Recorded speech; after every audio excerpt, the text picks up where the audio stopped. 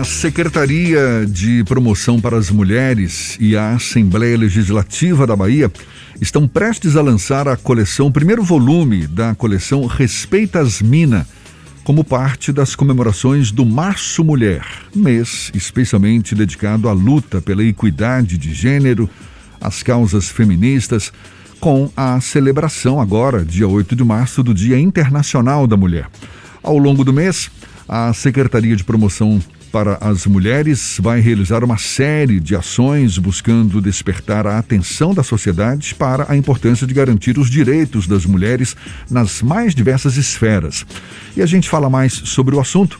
Conversa agora com a secretária de Promoção para as Mulheres do Estado da Bahia, Julieta Palmeira, nossa convidada no Issa Bahia. Um prazer tê-la aqui conosco. Seja bem-vinda. Bom dia, secretária. Bom dia para Fernando e Jefferson. Quase que virou uma dupla isso aí, Fernando e Jefferson. Não, essa dupla já virou tem um tempão, né? Mas eu digo junto, né? Quase um nome só. Tá certo. A gente já está caminhando para o nosso terceiro ano aqui do Issa Bahia de parceria, né, Fernando? Já tive aí, inclusive. Eu sei, me lembro. Pois bem. Muito obrigada pelo convite. Bom dia aos ouvintes da Tarde FM. O prazer é todo nosso, secretária. A gente recebeu um material aqui de divulgação dizendo que ainda não tem uma data a ser definida para o lançamento do primeiro volume dessa coleção, Respeita as Mina. Aí eu te pergunto se já tem uma data estimada, pelo menos, e consiste em que essa coleção Respeita as Mina, secretária? Pois é, a Assembleia Legislativa, e aqui já vai o meu agradecimento ao presidente da Assembleia, o Adolfo, que sem dúvida, e toda a equipe de comunicação, que compreendeu essa importância de a gente estar fazendo edições, publicações dessa temática sobre a equidade de gênero, sobre o enfrentamento à violência contra as mulheres. Então, nós já estamos com o primeiro volume dessa publicação, dessa edição, né, do selo Respeita as Mina, que é um selo editorial e que tem como temática a questão da mulher na Bahia. E o primeiro volume será sobre o protocolo do feminicídio, que é um plano de ação que envolve 7 secretarias do governo do Estado e mais diversos órgãos como o Ministério Público e a Defensoria Pública, a própria OAB, no sentido de prevenir, investigar e julgar o feminicídio. Então, eu já antecipo aqui qual o primeiro, né, a primeira publicação, já faremos isso na primeira quinzena de março, porque depende de acertos com a própria Assembleia Legislativa da melhor data para que a gente possa fazer isso com bastante visibilidade, porque realmente o protocolo do feminicídio é uma conquista das mulheres baianas, uma conquista também da articulação institucional, tanto do Poder Judiciário, como do governo do Estado da Bahia e da sociedade, porque define responsabilidade de cada um nesse sentido de prevenir, investigar, julgar o feminicídio na Bahia. Chamando a atenção que, ao incluir o termo prevenir, né, nós estamos nos diferenciando de outros estados que somente editaram um protocolo que era o protocolo para investigar e julgar o feminicídio. Essa edição, ela obedece às diretrizes da ONU, então tem a validação da ONU, e é muito importante essa edição que a gente vai fazer. Ou seja, esse primeiro volume tem o protocolo do feminicídio como principal tema. Estou vendo aqui, vai reunir teses, dissertações, monografias, coletâneas de artigos, estudos, enfim, todos sobre o tema. E como é que a senhora avalia o desafio de ter esse protocolo do feminicídio incorporado às práticas das instituições? Pois essa é a grande questão. Nós passamos um ano definindo, no grupo de trabalho criado pelo governador Rui Costa, definindo quais são as responsabilidades. Então, se existe uma tentativa de feminicídio, se existe uma violência, qual a classificação de risco para isso se transformar no feminicídio? né? Então, hoje nós temos uma classificação de risco unificada entre as diversas instituições que compõem a rede de serviços voltados para o acolhimento das mulheres em situação de violência. Então, se ela está numa delegacia, aquele formulário de risco vai fazer um boletim de ocorrência. Existe também um formulário de risco unificado, que é o mesmo do que ela vai passar pelo centro de referência, que é o mesmo que a Defensoria Pública usa, que é o mesmo que o Ministério Público também usa. Então, isso foi muito importante, a gente unificar essa classificação de risco, como existe na saúde. Você entra numa unidade de saúde, você tem uma classificação, tem uma pulseirinha verde, uma pulseirinha amarela. Por que isso? Qual é a prática, como você disse? Isso é muito importante, porque o juiz, quando chega até lá o inquérito, ele vai observar as classificações de risco que cada profissional, que cada porta de entrada dessa deu para aquele caso. Isso facilita que, por exemplo, ao invés de fazer uma medida de afastamento, a medida protetiva de afastamento, ele possa decretar uma prisão preventiva, ou não somente uma medida protetiva, mas incluir a tornozeleira eletrônica, de acordo com a classificação de risco que vários profissionais que estão especializados, que atenderam esse caso ao longo desse processo do inquérito, já vão estar com uma visão. Porque, afinal de contas, isso, casado com a iniciativa do Conselho Nacional de Justiça, do olhar de gênero no julgamento, a gente possa ter efetivamente um combate à impunidade e também uma melhor forma de enfrentar esses riscos que a mulher passa ao longo de um processo de investigativo de violência. Porque muitas mulheres, mesmo com medidas protetivas, elas estão necessitando de uma maior proteção. Então, tudo isso está voltado para uma proteção mais efetiva às mulheres.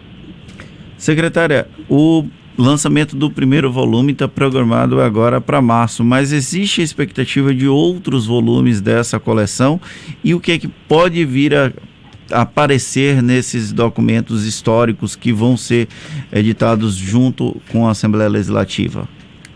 Pois é, é esse aí do protocolo do feminicídio, que ao contrário, não é um estudo, ele é um pacto de responsabilidades com ações previstas nesse sentido, como eu falei, de prevenir, investigar e julgar o feminicídio. O segundo será sobre as políticas públicas na Bahia, já temos isso, e ao longo do ano existe uma comissão que vai junto da Secretaria de Política para as Mulheres com a própria Assembleia Legislativa, definindo ações, definindo publicações. Então, por exemplo, todo o material e a publicidade do Quem Ama Abraça, que é um programa que nós fazemos em parceria com a Secretaria de Educação, anteriormente era fornecido pelo governo federal.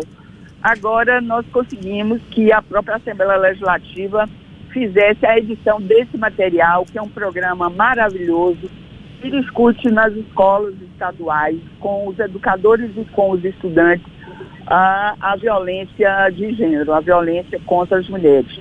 Então, com oficinas e todo o material didático, e a Assembleia Legislativa tem dado a sua contribuição no sentido de municiar, né, o Estado, o governo do Estado, para que ele possa exercer essa função de sensibilizar e de romper essa cultura machista, misógina que está na raiz, né, da violência contra as mulheres.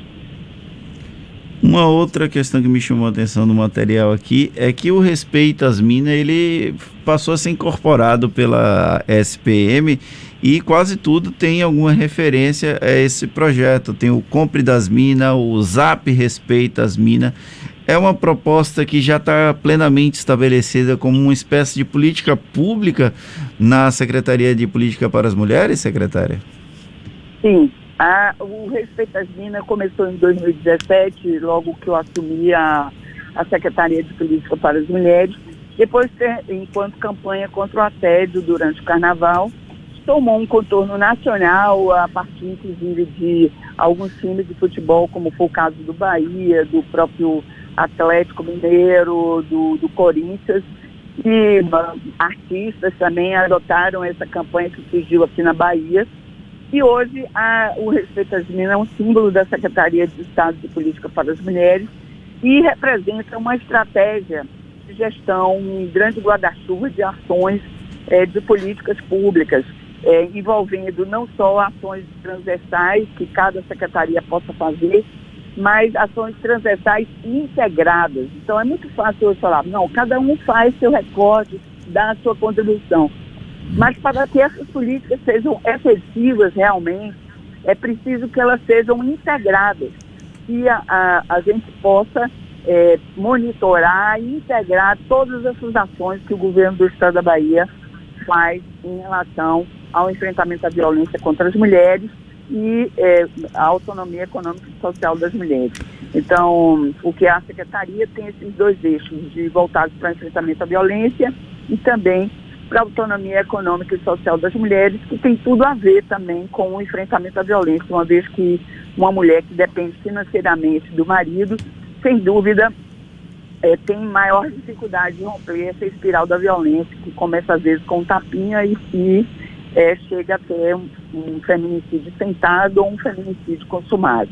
Então, a Secretaria hoje desenvolve essa estratégia, chamada tecnicamente de estratégia de gestão, mas assim, para o público no geral, é um grande guarda-chuva de ações, de implementação de políticas que o governo do Estado faz em relação a essa temática da mulher. Recentemente, a gente editou estamos nos preparando para uma política voltada para as chefas de família que criam seus filhos sozinhas, que é um arranjo produtivo, um arranjo familiar, que é previsto na Constituição e pouco abordado em relação às políticas públicas.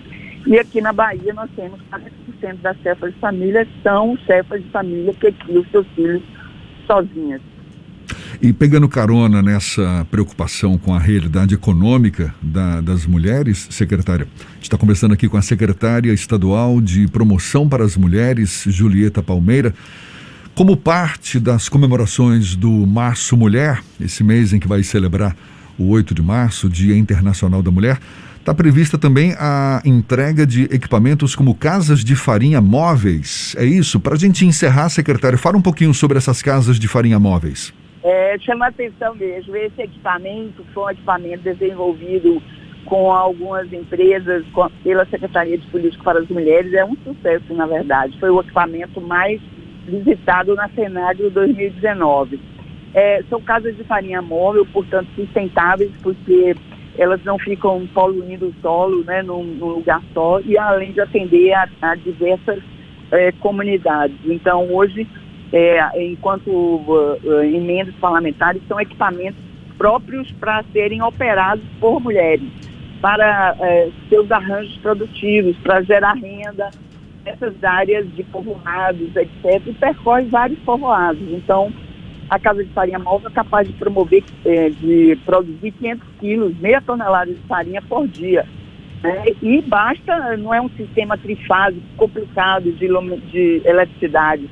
Ela, até no Luz para Todos, ela se conecta, ou a diesel também, e pode ser transportada naqueles povoados ali. Então, tudo isso são equipamentos que nós pensamos, enquanto Secretaria de Estado de Política para as Mulheres, voltado para a geração de renda das mulheres, para a busca da autonomia econômica, e isso tem sido um sucesso em várias regiões da Bahia, e a gente fica muito contente que possamos, juntamente com os técnicos, né, da área e da agricultura e também da universidade, ter proporcionado a criação desse equipamento, e existem outros que nós estamos também envolvidos já para produzir, que eu não vou anunciar agora, porque não é o caso, só depois que estiver pronto, no sentido de que facilitar que essas mulheres possam operar e que possam gerar renda e garantir a sua autonomia econômica e social, porque eu entendo que não se trata apenas de dar um valor, R$1.000, etc., e achar que isso aí está promovendo a autonomia econômica e social das mulheres.